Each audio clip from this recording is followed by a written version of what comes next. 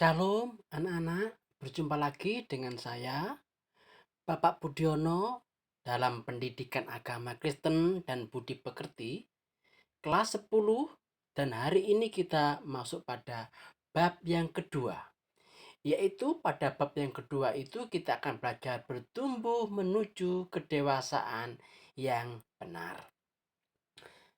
Nah, anak-anak, kalau berbicara bertumbuh menuju kedewasaan yang benar, berarti memang ada pertumbuhan yang tidak benar, yang tidak lazim, yang tidak semestinya.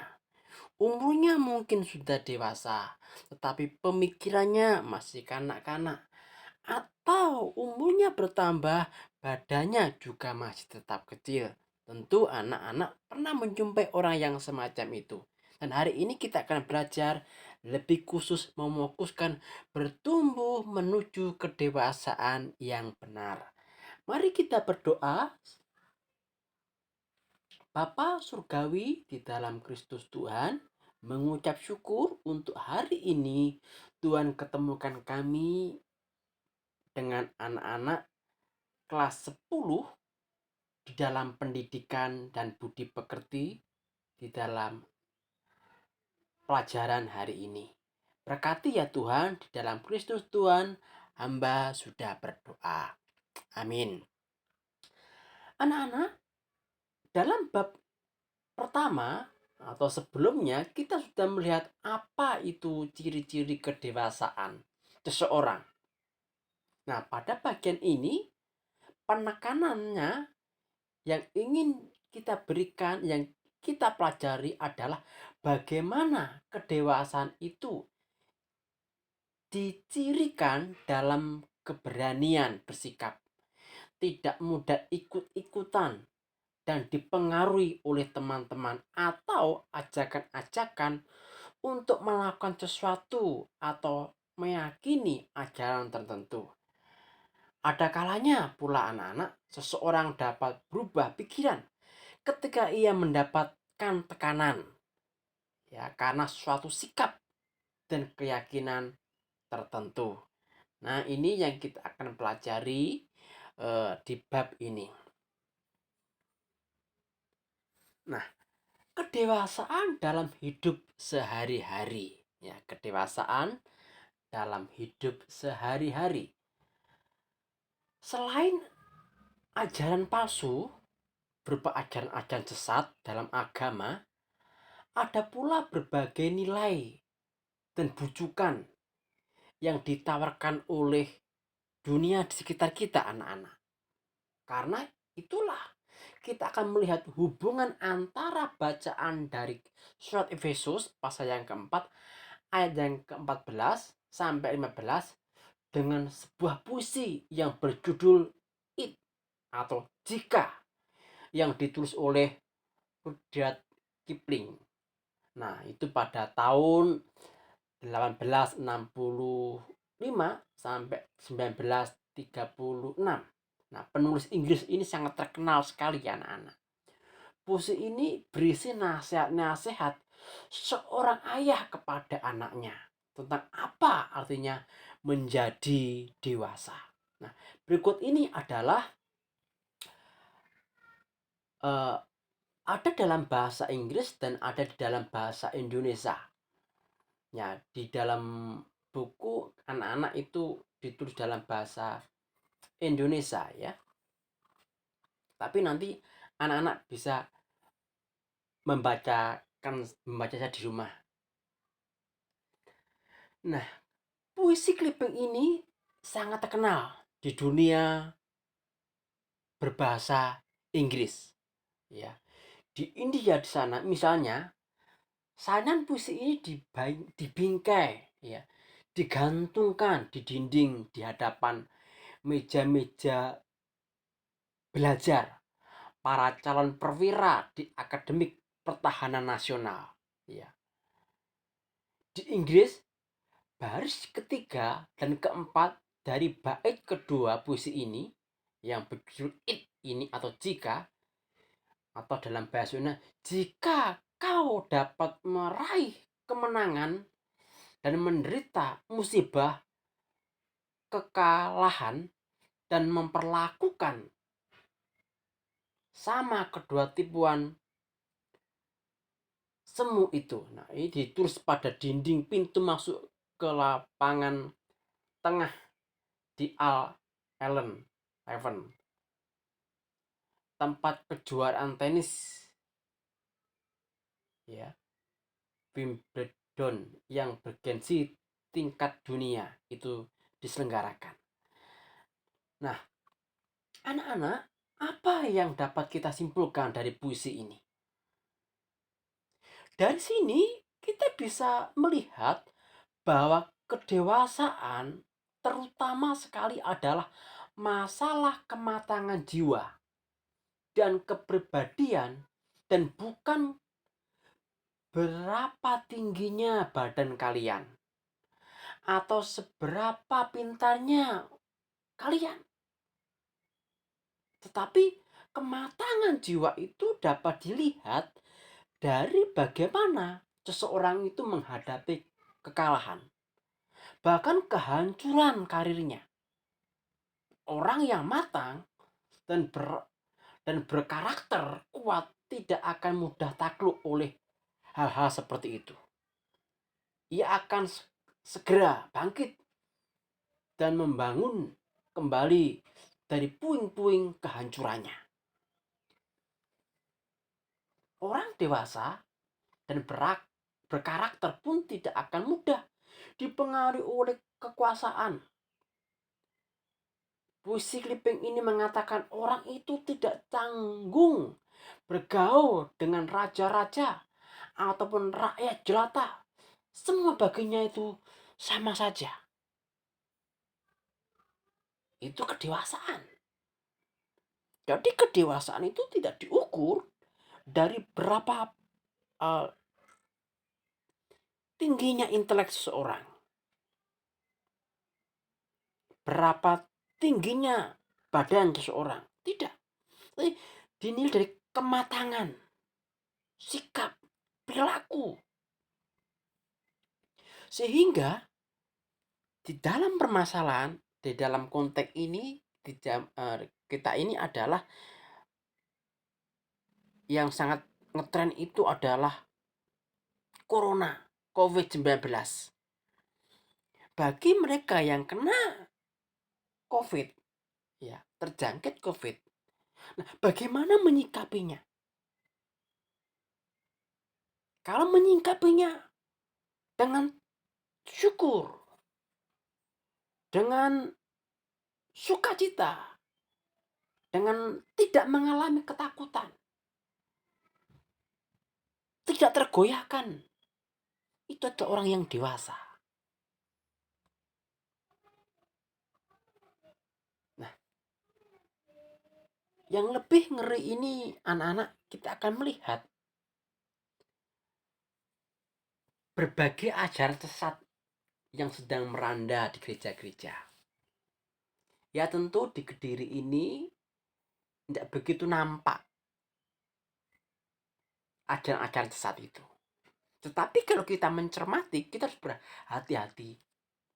Nah, di tengah masyarakat kita ini ada banyak aliran gereja dan agama yang semuanya mengklaim paling benar, paling baik, satu-satunya yang memberikan jaminan keselamatan. Sementara semua orang yang lain keliru, bahkan sesat. Dalam pelajaran ini disinggung kelompok The Family International yang berkembang dari kelompok Children of God yang berkembang di Indonesia itu di era tahun 70-an. Dan bukan mustahil masih ada di Indonesia sampai sekarang ini. Walaupun anak-anak itu tidak terang-terangan, ya, tidak terang-terangan untuk menghancurkan gereja. Mungkin ada yang bertanya, mengapa pemerintah tidak melarang ajaran aliran-aliran sesat seperti itu? Misalnya, maksud saya, masalahnya tidak sederhana. Sebagai negara yang berasaskan demokrasi, negara kita Indonesia menganut kebebasan berpikir dan juga kebebasan untuk percaya atau tidak percaya kepada sesuatu agama atau ajaran. Karena itulah, untuk menghadapi ajaran-ajaran yang sesat ini, anak-anak, kita harus memperkuat diri, memperkuat di dalam kelompok ini. Supaya apa? Supaya kita anak-anak tidak mudah dipengaruhi dan terseret ke dalam ajaran-ajaran ini. Nah, ajaran sesat tidak hanya bentuk keagamaan, ya, tetapi juga berbagai rayuan yang mengajarkan bahwa hidup kita akan jadi sempurna dan bahagia apabila kita membeli dan memiliki sebuah benda-benda tertentu yang mahal, yang berkelas, misalnya HP, sepeda motor yang bagus, tas yang bermerek, dan banyak hal yang lain. Atau ada pula iklan yang mengatakan bahwa laki-laki akan menjadi perkasa, ya, apabila ia menghisap rokok tertentu, dan perempuan akan menjadi anggun bila ia melakukan hal-hal yang sama. Sudah tentu pendapat semacam ini tidak benar, alias apa? Alias sesat. Karena rokok sesungguhnya berisi berbagai zat beracun yang sangat berbahaya dan bisa menyebabkan penyakit kanker yang membawa kepada kematian. Ada sesat lainnya adalah hedonisme. Ya, hedonisme. Hedonisme ini, adik-adik, anak-anak, ajaran yang menganjurkan agar kita menikmati segala kenikmatan jasmani, menikmati fisik, dan lain sebagainya. Misalnya, menikmati makanan dan minuman yang serba mahal, ya, atau berekreasi, berpesiar ke luar negeri, berbelanja pakaian tas yang bermerek terkenal, hidup berfoya-foya, dugem, dan banyak lagi. Nah, orang-orang yang termasuk dengan tingkatan seperti ini, anak-anak, seringkali kemudian disadarkan bahwa kemampuan keuangan mereka ternyata tidak memadai. Akibatnya apa? Banyak orang yang kemudian terjerumus ke dalam praktek apa? Korupsi. Itulah yang terjadi di negara tercinta Indonesia ini sejak beberapa tahun belakangan ini. Nah, pelajaran hari ini yang kita pelajari hari ini dimaksudkan untuk mengarahkan nilai-nilai yang dipegang oleh anak-anak. Agar apa? Agar anak-anak tidak begitu saja terpengaruh oleh namanya materialisme, oleh namanya hedonisme, dan pemuasan kebutuhan fisik yang sangat sesat saat ini. Nah, anak-anak perlu belajar bagaimana hidup dengan apa yang ada pada kita, tanpa harus berutang kepada orang lain, atau bahkan mendorong orang tua supaya berkorupsi. Jangan, anak-anak, ya. Jangan sampai terjadi kepada anak-anak. Nah, kedewasaan yang penuh lewat pelajaran kita hari ini, anak-anak diajak untuk belajar mengarahkan hidup anak-anak kepada suatu kedewasaan yang penuh, yaitu kedewasaan yang tidak berpusat pada diri sendiri, melainkan pada hidup yang berorientasi kepada orang lain. Ya, saya ulangi lagi. Hidup bukan berorientasi kepada diri sendiri, tetapi berpusat kepada orang lain. Ini kedewasaan yang penuh. Inilah yang disebut sebagai altruisme. Apa itu altruisme? Altruisme yaitu hidup yang tidak berpusat pada diri sendiri, melainkan pada keinginan untuk mengutamakan kepentingan dan kesejahteraan orang lain. Ini memang sulit, anak-anak. Sulit sekali. Untuk mengutamakan orang lain, berorientasi kepada orang lain, itu sulit lagi. Lebih mudah kita itu berorientasi untuk diri sendiri, untuk kesenangan diri sendiri. Bahkan kita tidak menghiraukan orang lain. Dan hari ini kita akan belajar untuk mengutamakan orang lain. Nah, Tuhan Yesus itu memperlihatkan hal ini lewat kematiannya pada kayu salib. Seperti yang digambarkan oleh Rasul Paulus di dalam Filipi. Filipi 2 ayat 5 sampai 11. Ya, coba saya akan bacakan untuk anak-anak semua. Hendaklah kamu dalam hidupmu bersama menaruh pikiran dan perasaan yang terdapat juga dalam Kristus Yesus. Ayat 6, yang walaupun dalam rupa Allah tidak menganggap kesetaraan dengan Allah itu sebagai milik yang harus dipertahankan, melainkan telah mengosongkan dirinya sendiri dan mengambil rupa seorang hamba dan menjadi sama seperti dengan manusia. Ayat 8. Dan dalam keadaan sebagai manusia, ia telah merendahkan dirinya dan taat sampai mati. Bahkan sampai mati di kayu salib. Itu sebabnya Allah sangat meninggikan dia dan mengaruniakan kepadanya nama di atas segala nama, supaya dalam nama Yesus bertekuk lutut segala yang ada di langit dan yang ada di atas bumi dan yang ada di bawah bumi, dan segala lidah mengaku Yesus Kristus adalah Tuhan, bagi kemuliaan Allah Bapa.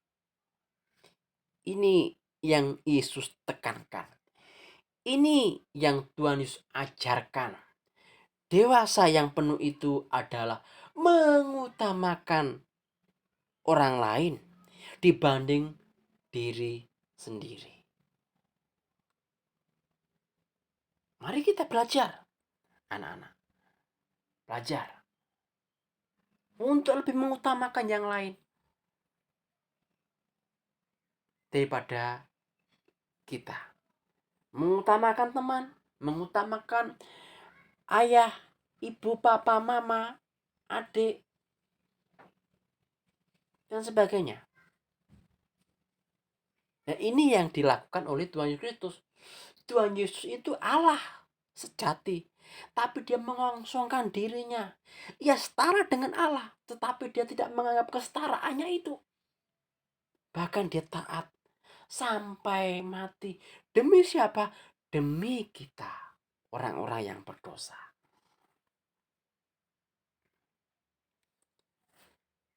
Di dalam Efesus 4 ayat 11 sampai yang ke-15,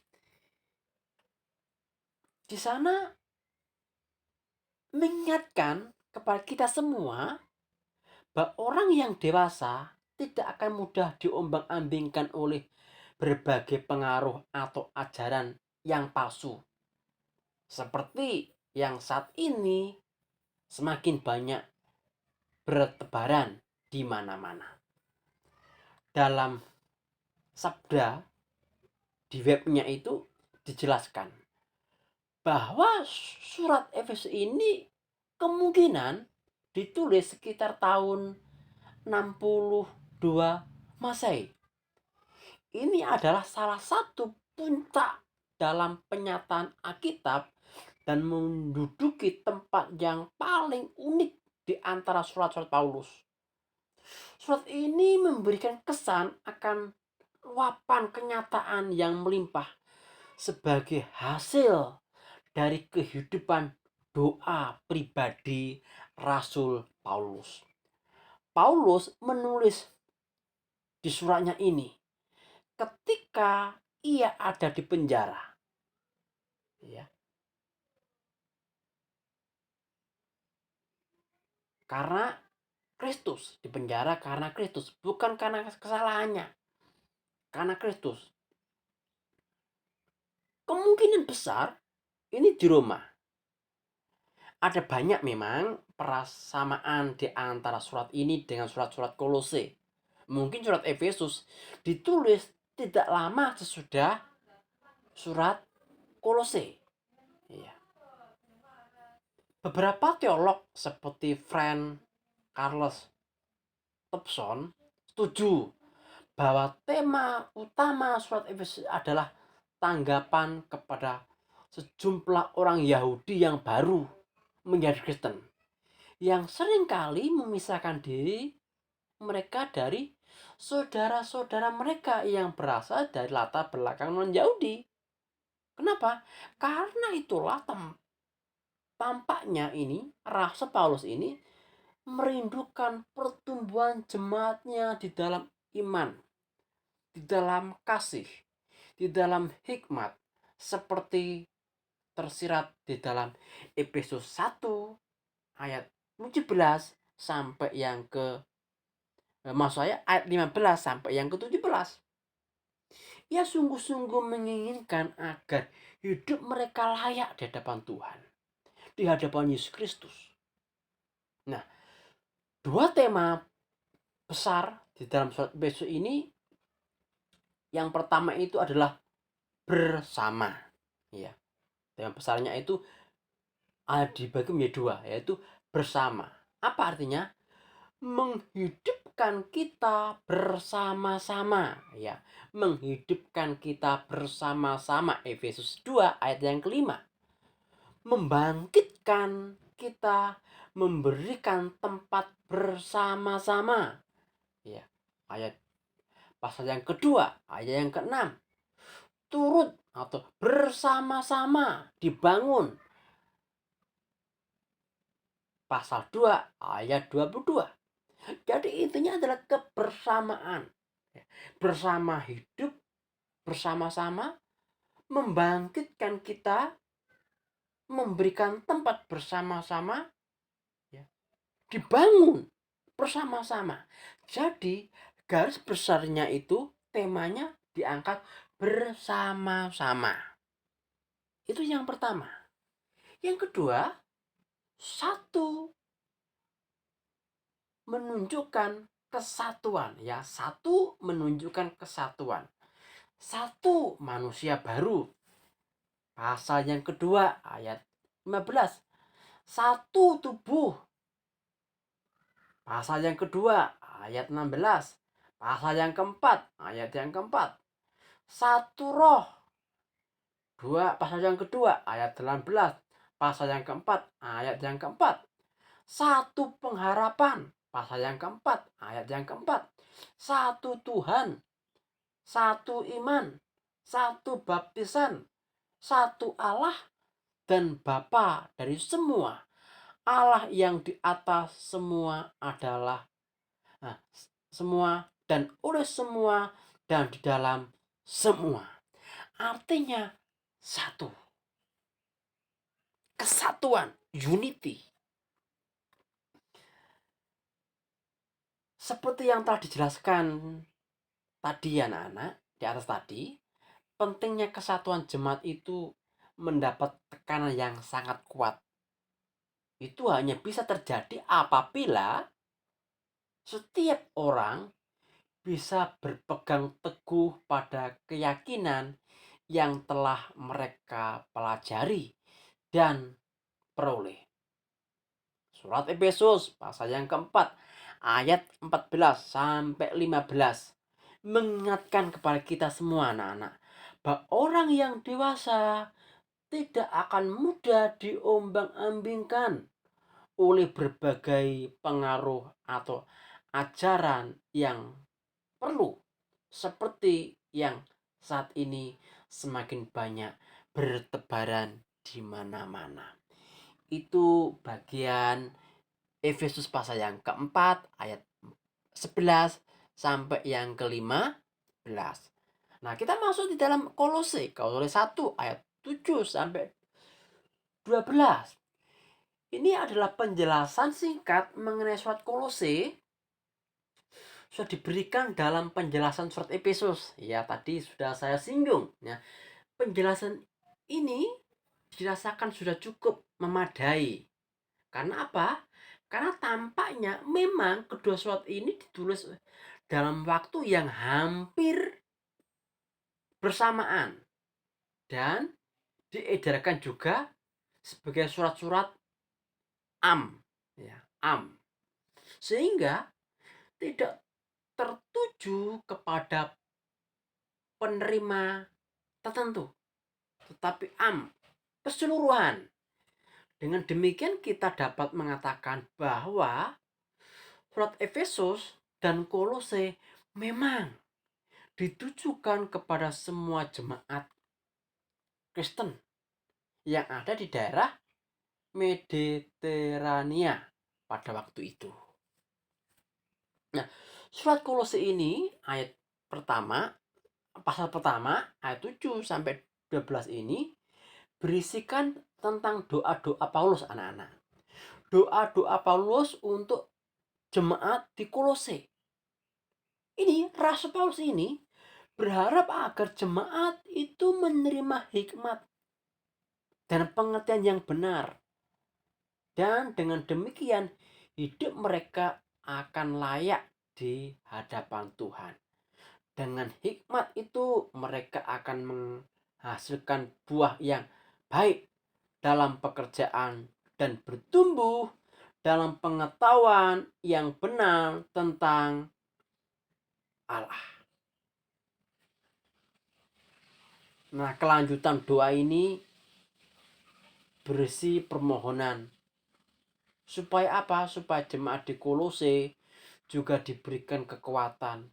Untuk apa? Untuk menanggung berbagai persoalan hidup. Menanggung penderitaan. Ya hampir samalah seperti kita yang ada di sini di Indonesia. Yang mengalami penderitaan tentang COVID-19. Ya. Ditujukan supaya apa? Supaya dikuatkan, diteguhkan. Supaya tidak takut. Supaya tidak khawatir. Tapi terus berpegang teguh pada pengharapan kepada Allah sebagai sumber kekuatan, sebagai sumber kesembuhan, sebagai sumber kelepasan dari penderitaan. Nah, dengan demikian anak-anak, maka mereka memang akan dianggap layak untuk mendapat bagian dalam apa yang ditentukan untuk orang-orang kudus di dalam kerajaan terang. Ayat 1, pasal 1 ayat yang ke-12. Kembali di sini kita anak-anak kita melihat bagaimana orang Kristen diharapkan. Kembali anak-anak diharapkan untuk mengalami pertumbuhan hingga mencapai kedewasaan. Bukan hanya secara jasmani, tetapi juga secara rohani. Dengan demikian, maka Diharapkan anak-anak juga mempunyai kerinduan untuk bertumbuh secara rohani. Pertumbuhan itu dapat terjadi apabila anak-anak rajin membaca firman Tuhan. Rajin apa? Rajin berdoa. Menjalin hubungan yang akrab dengan Allah Bapa dan dengan saudara-saudara seiman. Sehingga mereka bisa saling menguatkan iman mereka. Iman anak-anak sekalian. Doa dan harapan anak-anak, harapan saya anak-anak mengalami pertumbuhan secara benar. Memiliki pendirian yang kokoh. Memiliki iman yang teguh. Dengan apa? Dengan cara membaca firman Tuhan. Perbanyak komunikasi dengan saudara seiman. Perbanyak komunikasi dengan kakak-kakak rohani, orang tua rohani, guru kalian, ya, supaya anak-anak mengalami keteguhan. Kiranya anak semakin mengalami pertumbuhan. Mari kita berdoa, mengucap syukur untuk pertemuan hari ini. Bapa, di dalam nama Tuhan Yesus Kristus, kami mengucap syukur untuk pertemuan hari ini di bab yang kedua untuk anak-anak kami kelas 10. Tuhan memberkati anak-anak kami semua. Teguhkan iman mereka supaya anak-anak tidak diombang-ambingkan oleh berbagai ajaran-ajaran sesat, oleh perilaku-perilaku yang tidak benar, oleh iklan-iklan yang menyesatkan. Berkati anak-anak kami, cita-cita mereka berkati. Tutup bungkus dengan darah-Mu yang kudus, anak-anak kami. Dalam Kristus Tuhan, kami sudah berdoa. Amin. Sampai jumpa anak-anak. Tuhan Yesus memberkati kita semua. Amin.